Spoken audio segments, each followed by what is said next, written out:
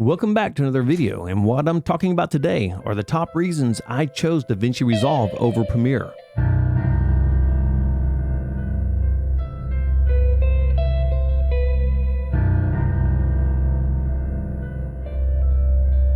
So if you've been using Premiere, or if you're using Premiere, then you're going to know exactly what I'm talking about. The number 5 reason that I quit using Premiere and went to Davinci Resolve is the constant crashes in Adobe and Adobe products. I was just using Adobe After Effects the other day for a commercial I was shooting. I was doing some compositing, and I do love After Effects. After Effects is a great program, especially for compositing, and I've spent years learning how to use After Effects, so it's kind of hard to just abandon it right out of the gate. Although once I get up and running on Fusion, then I'm going to try to wing myself off of After Effects. But I don't know if that's something I'll ever be able to do, simply because there's so many things that I can do in After Effects. And I do know Fusion is a very powerful tool, but I don't know if it can just simply do all the things that After Effects can do, because it may just be an entirely different set of tools to do other things. So as I get further into Fusion, then that's something I'll have to look at that point. But one thing I do love about Davinci Resolve is I've been using it for coming up on a year now. When I first started buying Blackmagic cameras, which is what this is being recorded on right now, I switched over to Resolve. And I got to be honest, since I've been using it, I cannot remember if it's ever crashed on me. I mean, there have been some bugs and glitches and things you got to get worked out. And the primary thing is when you set up the software, when you set up any new software, something you really got to be cognizant of is you have to set the software up for your system. It's kind of hard. I'm sure a lot of people can do it. They can just load it and just use it as it is. But I normally go in and I make the settings that suit my system the best. And this, what you see here, is not my system. I strictly use this MacBook Pro for my podcast room, which is what I'm in now, because I have this channel, a music channel, and then I've got a political podcast also. So this is strictly for use in here, but I'm going to use it for this demonstration simply because I don't have all this gear in my editing room.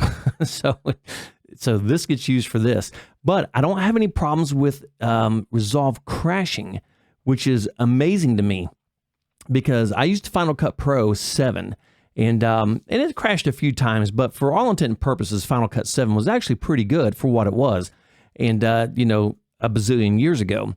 And then obviously when they switched over to the first iteration of 10, I did what everybody else did, and I jumped to Premiere Pro or a different NLE. Because when they first switched over to 10, it was just too big of a change too fast. And everybody was very used to working in a specific workflow, and that completely changed everybody's workflow.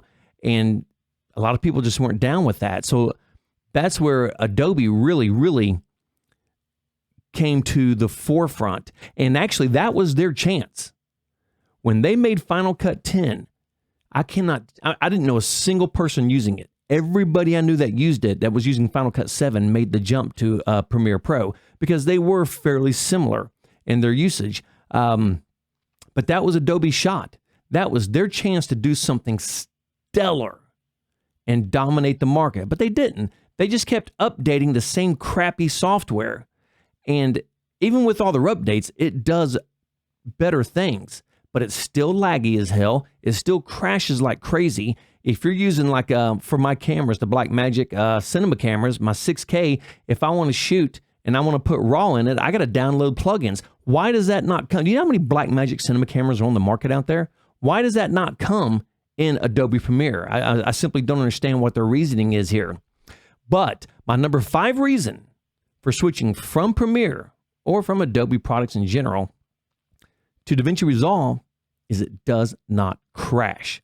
I love the fact that it does not crash. All right, moving on. The number 4 reason I switched over. If you can see here, I'm in the edit page here. Come on, move it along, move it along. And in the edit page, obviously this is where I do most of my work. Now I gotta be honest, I really don't use the cut page a whole lot because I'm so used to going straight into edit and starting my stuff that it's much easier for me. But what I do love about Resolve, now I do use Blackmagic cameras, so it does help a little bit, but you can do the same thing with any camera actually. It doesn't have to be just Blackmagic. But what I do love about Blackmagic is if you see the footage here, this is shot here in ProRes HQ, and you can see how there's color to it, but overall it's kind of gray because I'm not using any LUT or anything. I'm just shooting it straight in just a straight ProRes. And so let's get rid of that. And so this does require a bit of work. Now, the nice thing I like about this is I can go in, since I already know what I'm shooting in, I can go in and I can set everything. So when I drop the footage in, it'll just bounce right into a color, a LUT that I have picked out. And I absolutely love this. You can go into the project settings and you can go here into color management. And since I am using, my Blackmagic cameras, I can go into color manage right here.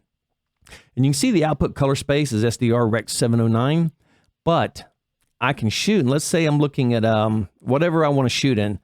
Let's say Blackmagic 4K 709 version 3. Click save. And then everything I drop in here is going to adjust, and there it is.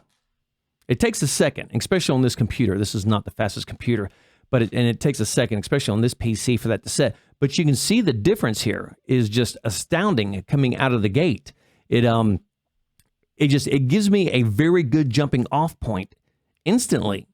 And now there's a lot of footage that goes with this actual video because it goes to my music channel.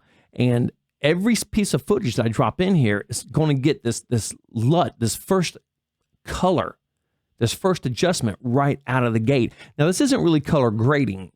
Although, if you're happy with the footage, let's be honest. If you're happy with the footage, you drop that in and it looks good to you, you can just use it and go. You don't have to do anything else to this because, let's be honest, that does not look bad. If we, let's come back over here and see we're at the color managed. If I pull this back out, no LUT selected, hit save, give it a second, and you can see the difference. The difference is absolutely enormous. And I'm going to drop this back in.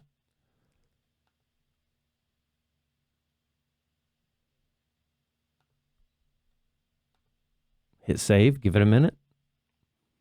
And you can see it does a lot of the work for me right out of the gate. And there's a lot of these that I can use since I am using Davinci Resolve, Blackmagic cameras. If I use the extended video, and see, that gives me a great jumping off point right out of the gate. Because a lot of times when I'm shooting, depending on what I'm shooting, this is actually the LUT I have loading into my camera. Now, I do not bake it in. I want everything to come out with as much information as possible without anything added to it. But this is actually what I see when I'm looking through my camera, depending on what I'm shooting. And so to give me an idea of the colors, the contrast, and everything like that. So this is a great jumping off point. And like I said, if you like this, you can just drop your clips, edit, and go, and not have to do anything else, because that does look pretty good.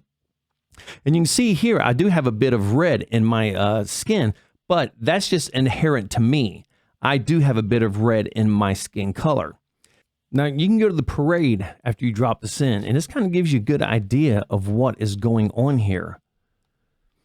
So here, you can start to make your adjustments right out of the gate simply by what you're looking at from that LUT that you put in there. And then I can go in here and I can adjust whatever I wanted to adjust. If I wanted to bring up my gain a little bit,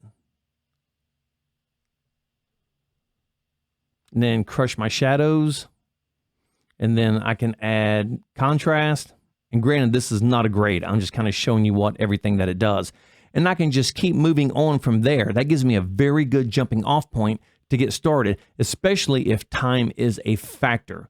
All you need to know is what camera you're shooting with and what you're shooting in on that camera. If you're using, Sony, if you're using S-Log or whatever it is, that's all the information you need to know. You can drop that in under the RGBY managed Davinci Resolve, plug in your LUT, and 9 out of 10 times, you have a fantastic jumping off space to get started right out of the gate. The number 3 reason I use Davinci Resolve, and this is actually one of my favorite ones. If we take our footage here, and as you can see here, we're back to just our grayscale looking footage. I absolutely love working in nodes. Nodes gives you so much power in all the things you can do, and you can constantly turn them off and on to check where you were as opposed to where you are now. And I think this is just a brilliant idea. And if you see here, this node right here, this is my actual footage. Now, I do not grade in this node, and a lot of people do. I like to keep my initial node just plain stock, so I can always go back and refer to what it was before I did anything. But you can come in here, and you can, you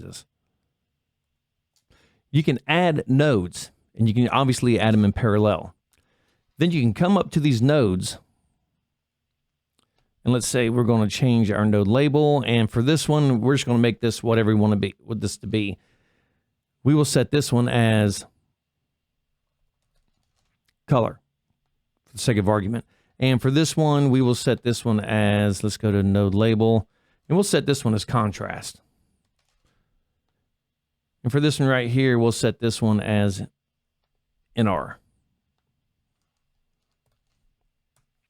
Now, this is what I love about working in nodes and grading in this. And this is just, it's by far a superior system than what Adobe has, by far. And that's why for color grading, this is basically the industry standard. This is what most houses grade in, is Davinci Resolve. It's just been, this grading tool is extremely powerful, and it's been out for everywhere. And they've just consistently refined it and made it better and better and better and better.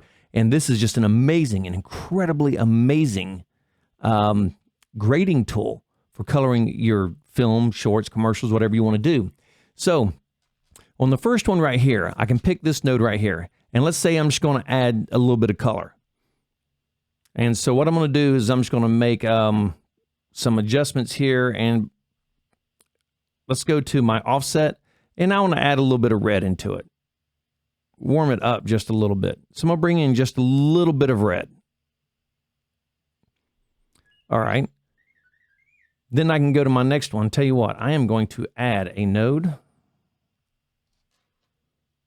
I'm going to add a node here. I'm going to bring this one down here, this one here, and bring this one down here.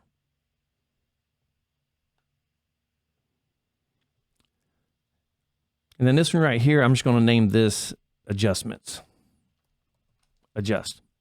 So now that I've done this, I'm going to come in here and I'm going to bring my gain up a little bit, brighten this up just a hair.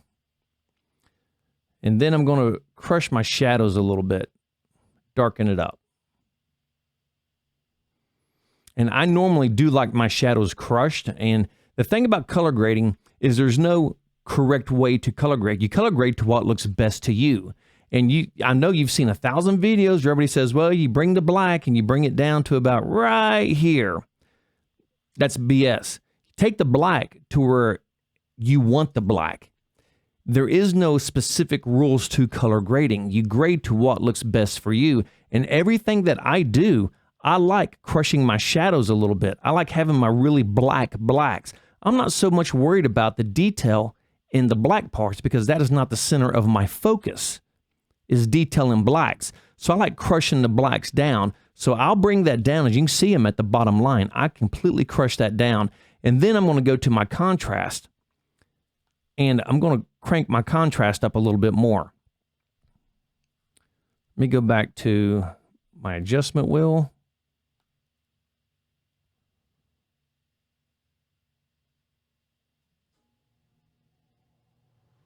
And I'm going to set it just about right there. Now I'm going to add another node, and this is what I love about Davinci Resolve, is I can keep bringing these in here.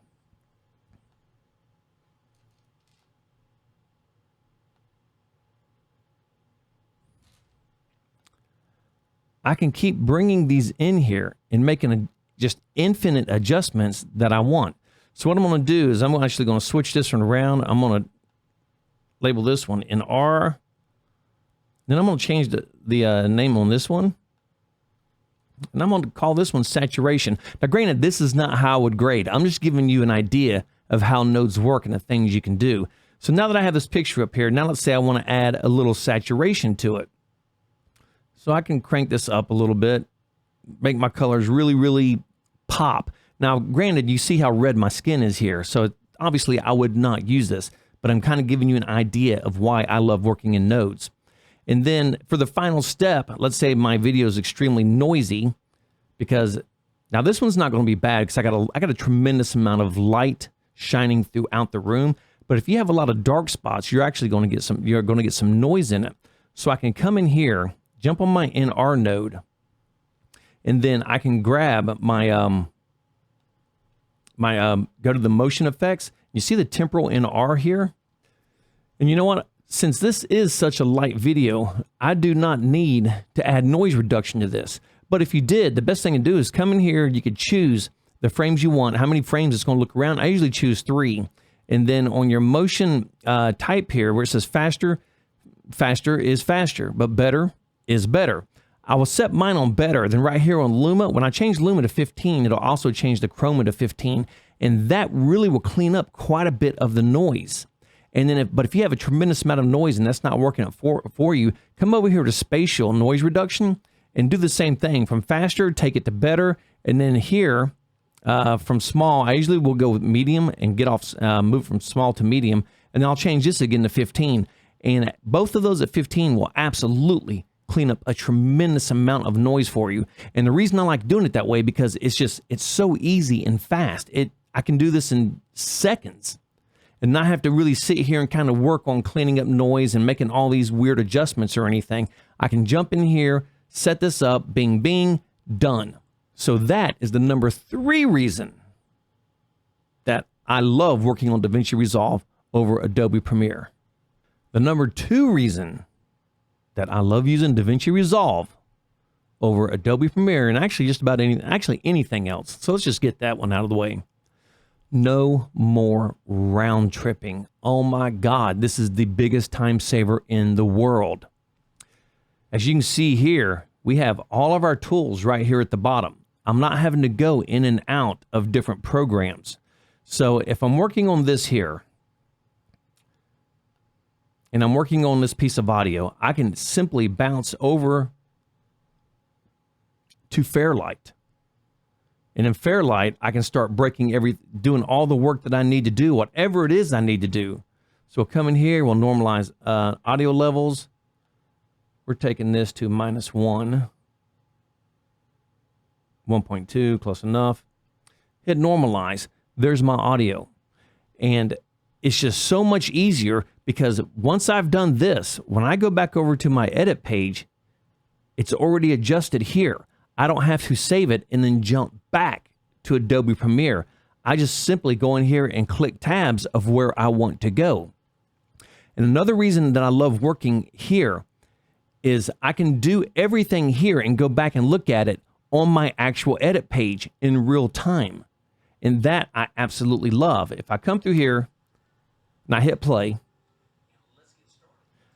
one thing real quick is this is the audio from the camera, because I always use audio from my cameras, but that is not what I record to. I always record audio to separate sources, but I do have a track on my camera just so I can make sure that everything is perfectly lined up. So I can come in here, and if I'm peaking, I'm on audio 1 here. So let's jump back. I can simply come in here into my dynamics, double click it, add my compressor, and then I can adjust my threshold, pull that down. We'll go ahead and close that off. And that will get red if I'm, if I'm peaking too hard, that will get rid of that for me right out of the gate. Come in here, replay it. And then if I need it to be louder, I can bring it up here and watch my signals here. So I'm hitting a little bit into the red, so I'm pretty good. But if I turned this off, then both of these would be very much into the red. They would be peaking very hard. So I can come in here and I can make adjustments, whatever adjustments I need to make them extremely quickly. Then I can bounce over to edit and it's all already applied. And it's all inside of one environment. I don't have to jump in, jump out, jump in, jump out. That drives me insane. I can do everything inside of this one place, All I have to do is click tabs and move back and forth. I can come in here, do my editing. When I want to do color, I can just bounce over to the color page or to the Resolve page. Actually, here's the color page here. This is actually Fusion. And you can see the node tree right here. But I can jump into the color page, make whatever adjustments I want. I can jump into Fairlight, make whatever adjustments I want. And by the time I am back to the edit page, everything's already there and updated. And the number one reason that I love Davinci Resolve and that I went to Davinci Resolve over Adobe Premiere, you do not have the never-ending fees associated like you do Adobe. Now, if you buy a Blackmagic camera, they will give you a studio license of Davinci Resolve for free. What I have on here is the free download version. Now, I could take my license and put a full version on here, but this computer, this is an old Mac Pro. It's a quad-core i7 with 2 gigabytes of video RAM, but it just simply doesn't have enough power to do anything with it. I could edit very basically on it, so I'm not going to waste my license on this computer.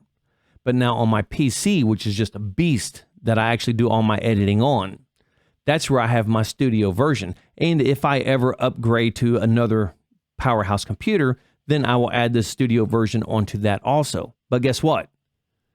If I did not have a Blackmagic camera, it's $295, it's $300, and you're done. You don't have to pay for anything else. And the beautiful thing about it is all the upgrades it comes with are free. You don't have to pay for the upgrades. They're on 18.1 or 18.2 now. And when I got mine, it was at the end of 16. And I got to do my upgrade into 17, all those upgrades, and then the upgrade into 18, which on my PC I have not done yet. That is a me thing because I do not like downloading brand new software. I like to wait till 2, 3, 4, 5 updates come out, then I jump over. Because anytime anybody releases new software, there is going to be bugs. So I wait for a few updates, then I jump over. But when I jump over to 18.345, whatever it is, it won't cost me a dime. With Adobe, you have that never-ending fee, whatever it is. $20, $30, $40, $50, $60. It never ends. As long as you're using their products, you're paying for that service. Now, for a lot of people, it may be worth the money. I mean, you do get a lot of stuff for it. They just added a bunch of new apps I haven't even looked at. That just popped up on my computer. But, you know, you get Photoshop, you get Premiere, you get After Effects, you get InDesign, you get Illustrator. You know, so there's a lot that does come with that. But most editors are not going to be using all that stuff. So you're still paying, what, $60 a month for Premiere and After Effects. Now, you can cancel all that and just get After Effects for $20 a month. But it's a $20 a month that's never going to end. You're going to be spending that for the rest of your life as long as you're using that. So those are the top 5 reasons why I use Davinci Resolve and I left Adobe Premiere. And I got to tell you, the never-ending crashing going away, that has absolutely made my day. That is just an absolutely beautiful thing, not having to worry about crashing. And like I said, I think I said it in the last video, I'm so used to hitting Control-S, Control-S, Command-S, Command-S, depending on what I'm ever working on, which one I'm working on. Actually, on a Mac, it'd be Command-S. I'm so used to saving constantly from Premiere that I still do that in Davinci Resolve. That is a habit that I haven't broken yet. I mean, I will make an adjustment, save, adjustment, save, adjustment, save. I got so used to doing that in Premiere because of the constant crashing. That's a habit that I haven't broken yet. It's probably one I won't try to break because that's actually a good habit to have, is to constantly save. But the nice thing is it's something I do not need in Resolve. I can be working in Resolve, instantly shut it down, boom. And when I bring it back up, it is exactly right where I left off. And I do love that.